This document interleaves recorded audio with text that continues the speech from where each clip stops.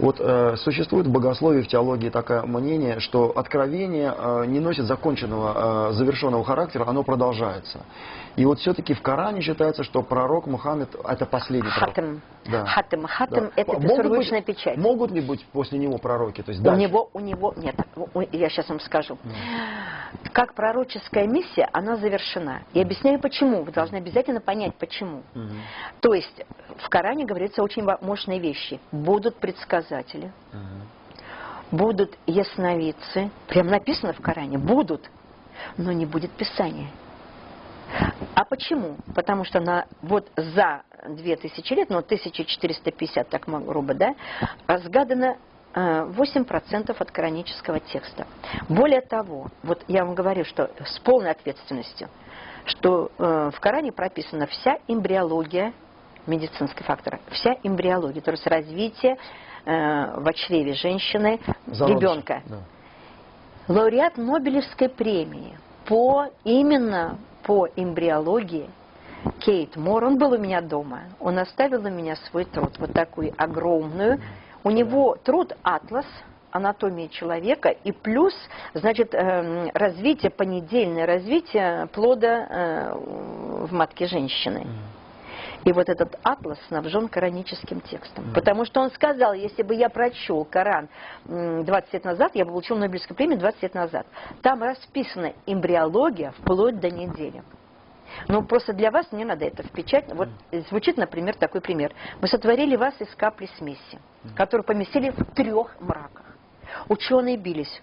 Что такое из капли смеси? Ничего подобного. Сперматозоид всегда был однороден. В 50-х годах, всего лишь 60 лет назад, выяснено, что сперматозоид – это смесь секрета 6 желез, которые поместили в 3 мраках. Только с открытием ультразвука выяснил, что матка женщины трехслойна. Вы понимаете, это кажется мелочь, но далеко не мелочь. Когда говорится, что вот первое, когда мы поместили, вот мы прикрепляем ее к определенному месту. Научные знания, по сути. То есть мы прикрепляем вот эту смесь к определенному месту, плацента, который имеет вид пиявки. Вы знаете, что когда вы читаете, кто мог это знать? Это в чреве женщины происходит. Да. Вы понимаете, там расписано понедельно, что сначала развивается скелет, а потом он одевается в плоть. И сотворю скелет, и все, и одену в плоть. А правда ли, что Жан-Жак Кусто спускался там на сколько-то там метров под воду, и какую-то рыбу нашел, и там была цитата из суры Корана, что такое лето? Не знаю, это я, скорее всего, конечно, измышление, но что было, что... Ив Кусто принял ислам, это 100%, вы же знаете. Он принял ислам когда? Когда, вы знаете, он только подводным плаванием занимался. Он как раз уперся в ту преграду, которая написана в Коране. И мы послали мощную преграду между соленой и сладкой водой, которую им никак не перейти. Когда космонавты поднялись в космос, и когда ко мне ворвался Муса Манаров и сказал: Лера, я видел эту преграду при впадении Волги в Каспий, Нила в Средиземное море и Амазонки. Вот просто вот такое впечатление, что вот здесь кончается одна вода, начинается другая, она другого цвета, другой фактуры. И вот рыбка, когда Ив Кусто это прочел в Коране, и когда рыбка подплывает вот к этой преграде, она не смешивается, эта вода. Пресноводная рыбка? Пресноводная рыбка, она разворачивается и идет назад к реке. А соленая рыбка, когда к этой преграде с соленой стороны, она разворачивается и идет назад к соленой. Она не вплывает в пресную.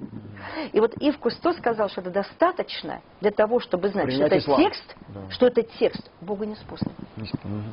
Что он Бога не спослан. Вы понимаете, вот это очень важно понять.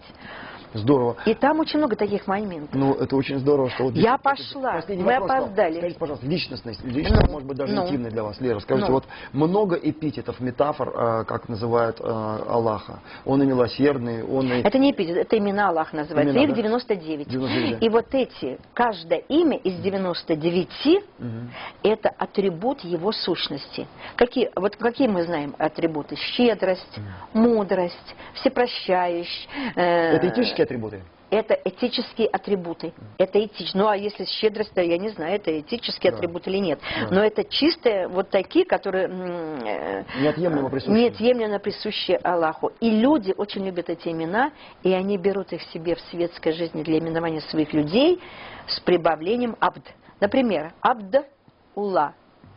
Аллах, Абд-Аллах, Абдулла. Абдулла, да, точно. Абдул-Карим. Это Карим добрый.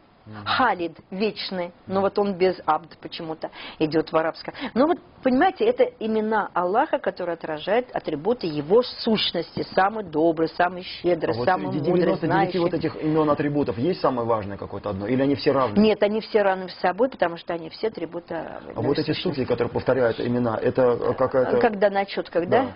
То есть это тоже какая-то... Вы знаете, что суфи повторяет имена, мы повторяем молитвы. Я повторяю престольную молитву Аль-Фатиху. Я очень люблю Аль-Фатиху, и я повторяю Аль-Фатиху.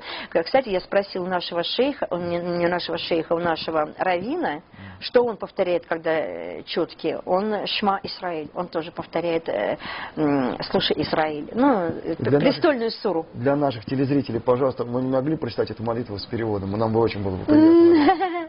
Бисмилляхи рахмани рахим, альхамдулилля рабби алямин, арахмани рахим, малики яумиддин, ияка набуду, ияка настаин, ихдина сирата мустаким, сирата лязина анамта алейхи, гейри магдуби алейхи, валядалин, амин. Это хвала Аллаху, Господу миров, всемилостив и милосерден Он один. Для судного один Он властелин. Лишь пред Тобой колени преклоняем, лишь к Тебе о помощи взываем.